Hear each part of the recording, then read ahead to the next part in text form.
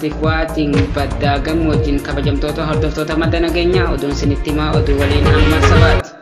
Walgahii guyyaa har'aa caffeen Oromiyaa gaggeesseen rakkoon hagana hin jedhamne sirna biyyaan bulchuuf hin jedhu kana mudatuun namatti mul'isa jedhu xiinxaltoonni. Walgahii caffee kanaatti kan hojiilee adda baasuu hin dandeenye fi kan duraan caaseffames walitti baqsanii warra achi kee dalagaa ture hojjettoota hir'isuuf kan jedhus miseensota caffee keessaa qeeqni hedduun kaka'aa ture. Gama kaaniin itti gaafatamaa paartii Bilxiginnaa Oromiyaa obbo Taayyee Danda'aa bakka inni quba hin qabnetti aangoo irraa kaafamuun beekame. Kaafamuu aangoo irraa walqabatee obbo Taayyeen hedduu muufatuu fi miidiyaalee hawaasaa irrattis ijoo dubbii tahee wajjifamaa jira. Haasaa obbo Taayyeen dubbatan keessaa paartii kana osoo waliin hojjetaa jirru sheerii waliin godhaa osoo jirru nama duuba osoo nutti hin himne kana hojjetu sirrii miti jechuun dubbatan. Kaafamuu obbo Taayyee Danda'aa areeddoo kanaan walqabate kaadiroonni isa waliin dibbee tumaa turan aariin wacaa akka jirus mirkaneeffannee jirra.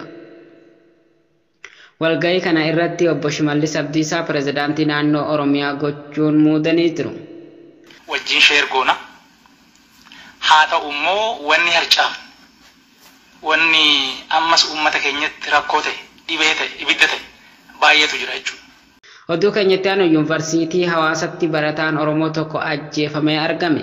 Barataa yuunivarsiitii Hawaasaa kan ta'e Abdii Daammanaa guyyaa 2 dura mooraa yuunivarsiitii Hawaasaa keessatti qaama eenyummaan isaa hin beekamneen ajjeefamee muka irratti rarraafamee argamuu odeeffannee jirra. Akka maatiin barataa kanaa jedhanitti mucaan keenya qaama hin beekamneen ajjeefamee argamus yeroo garaagaraatti kanneen sabaan Oromoo hin taaneen doorsifamaa turuu quba qabnas jedhanii jiru. Gama bulchiinsa yuunivarsiitichaatiin ajjechaa barataa kanaan walqabatee hanga ammaa ibsi laatamees hin jiru. Oduu keenyatti aanuun artistoonni Oromoo 6 Finfinnee naannoo Kotobee irraa qaaman achi buuteen isaanii dhabame. Qindeessaa muuziqaa Birahaan Zaarihuun, weellisaa Sabboonaa Tafarraa fi kanneen biroo isa waliin hojii aartii hojjechaa turan Finfinnee naannoo Kotobee istiidiyoo keessaa osoo hojii aartii dalagaa jiranii fulbaana 23 bara 2021 qabamanii hanga ammaatti bakka itti ukkaamsaman maatii fi hiriyoonni isaanii hin baramin jiran. Akka gabaasaan arganne ifoomsutti guyyaa qabaman wallee haaraa weellisaa Sabboonaa Tafarraan dalagame kan sirba masqalaa hojjetanii xumuranii YouTube irratti fe'uuf hojii xumuraa osoo dalagaa jiranii akka humnoota tikaan ukkaamsaman beekamee jira.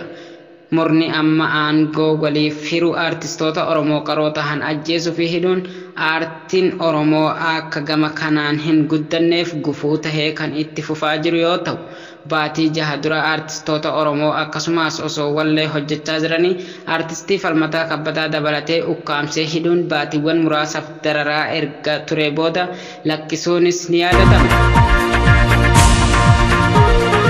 24 akka gabaasetti Keeniyaan biyya Afrikaa jalqaba hooggansa WHO marsaa 2ffaaf Dr. Tewodiroos Adaanom deeggarte taate.